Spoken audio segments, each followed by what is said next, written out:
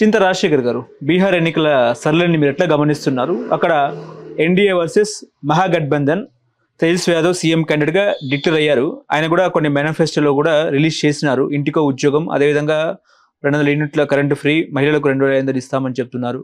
So ఓవరాల్గా ఎన్నికల సరళిని మీరు ఎట్లా గమనిస్తున్నారు? ఏంటి పరిస్థితి? ఎవరు ముఖ్యమంత్రి అవుతారు బీహార్లో? బీహార్లో ఎన్నికలు పారదర్శకంగా, న్యాయబద్ధంగా, నీతివంతంగా జరిగితే జరగబోయే ఎన్నికల ఫలితాలలో 180 స్థానాలకు తగ్గకుండా మహాగఠబంధన్ అధికారంలోకి రావాలి. మన ఆంధ్రప్రదేశ్లో చేసినట్టు, ఒరిస్సాలో చేసినట్టు, లోక్సభలో చేసినట్టు, మన హర్యానా, మహారాష్ట్రలో చేసినట్టు ఈవీఎం ట్యాంపరింగ్ చేస్తే ఎన్డీఏ వస్తుంది. సో ఈవీఎం ట్యాంపరింగ్ చేస్తారా లేదా అనేది మనం చూడాలి. ఇంకా చాలా ఎక్కువైపోయింది, మనం దొరికిపోతాము అనే భయంతోనే ఒక రాష్ట్రం వదిలేద్దామని బీహార్ను వదిలేస్తారా? అప్పటికే దొరికిపోయినట్టున్నారు. ఇక లేదు కాదు, దొరికితే దొరికాము, అయితే ఏం చూసుకుందామని, బీహార్ పోతే ప్రధానమంత్రి ప్రతిష్ట మసకబారుతుందని మళ్ళీ ఇక్కడ కూడా చేసిన నీచ నికృష్టమైన రాజ్యాంగాన్ని కూని చేసే పనులకు పాల్పడతారా అనేది చూడాలి. మనం ఒక రాష్ట్రాన్ని వదిలేస్తారేమో, ఏమైతే ఒక రాష్ట్రాన్ని వదిలేస్తారు, మోస్ట్లీ అదే చేయొచ్చు. ఒక రాష్ట్రాన్ని వదిలేస్తే తేజస్వి యాదవ్ సీఎం, లేదు మోడీ ప్రతిష్ట మసకబారుతుందని అనుకుంటే ఎన్డీఏ వస్తుంది. ఒకవేళ ఎన్డీఏ కూటమి ఓడిపోతే చంద్రబాబు నాయుడు పరిస్థితి ఏంటి? మరి బయటకు వస్తారా, లేకపోతే రాహుల్ గాంధీతో అట్లేముండదా? అట్లేముండదు. చంద్రబాబు నాయుడు బయటికి ఏం రాడు. ఎందుకంటే ఇక్కడ నితీష్ కుమార్ పార్టీకి చెందిన ఎంపీలందరూ ఆల్మోస్ట్ బీజేపీకి సపోర్ట్. సో చంద్రబాబు నాయుడు ఒక్కటి బయటకు వస్తే సరిపోదు, అక్కడ నితీష్ కుమార్ కూడా బయటికి రావాలా. పాస్వాన్, ఈ పార్టీలు అన్నీ, లోక్ జనశక్తి పార్టీ ఉంది కదా, చిరాగ్ పాస్వాన్, అతను బయటికి రావాలా. అందరూ బయటికి వస్తే అవుతుంది. అన్నీ ఆ పరిస్థితులు లేవు అక్కడ. ఎందుకంటే నితీష్ కుమార్ వీక్ అయిపోయాడు. ఆయన ఏం మాట్లాడుతున్నాడు ఆయనకి తెలియదు, మెమరీ లేదు. బీహార్ ప్రధానమంత్రి నరేంద్ర మోడీ అంటున్నాడు, ఆయన బీహార్ ముఖ్యమంత్రి నరేంద్ర మోడీ అంటున్నాడు.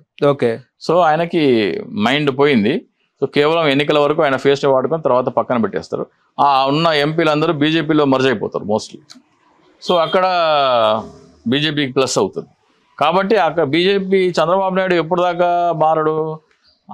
రాహుల్ గాంధీ దగ్గర 180 మంది ఉంటే అప్పుడు జంప్ చేస్తాడు, అప్పటిదాకా జంప్ చేయడు చంద్రబాబు నాయుడు. నిన్న అమిత్ షా గారు మాట్లాడుతూ బీహార్ సభలో మహాగఠబంధన్ అనేది ఒక దొంగల ముఠ, తేజస్వి యాదవ్ సీఎం అయ్యేది లేదు, రాహుల్ గాంధీ పీఎం అయ్యేది లేదు అన్నట్టు మాట్లాడుతున్నారు.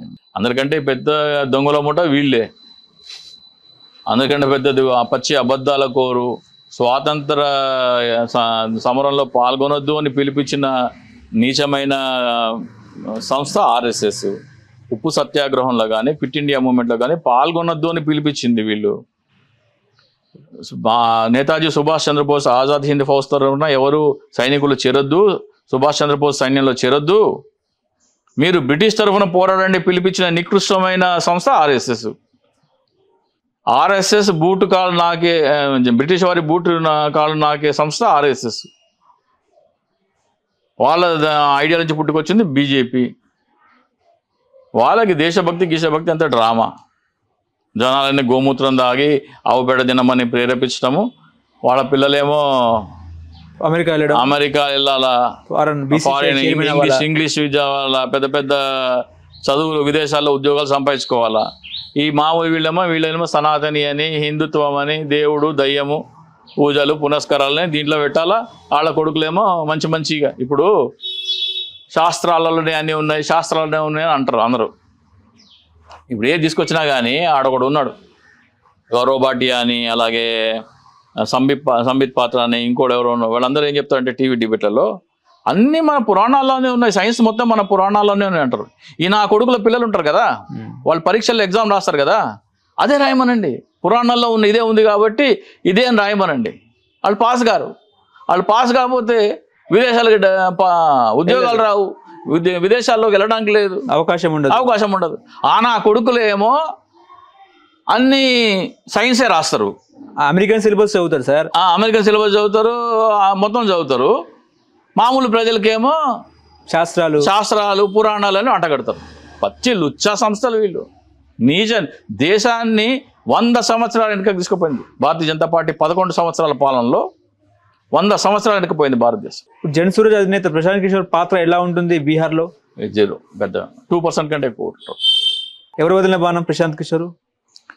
మోడీ ప్రశాంత్కి మోదీ ఓట్లు చీల్చడానికి. కానీ ప్రజలు అలా అర్థమైపోయింది.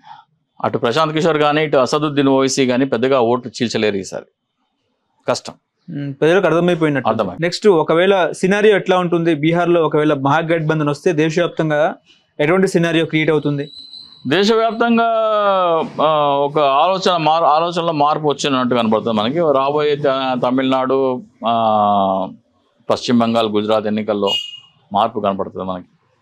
ఓకే, ఒక దేశం బీజేపీని వదిలించుకొని ఆ చీడ పురుగులని తరిమేసే దిశగా ఒక కొత్త అడుగు పడిందని మనం భావించవచ్చు.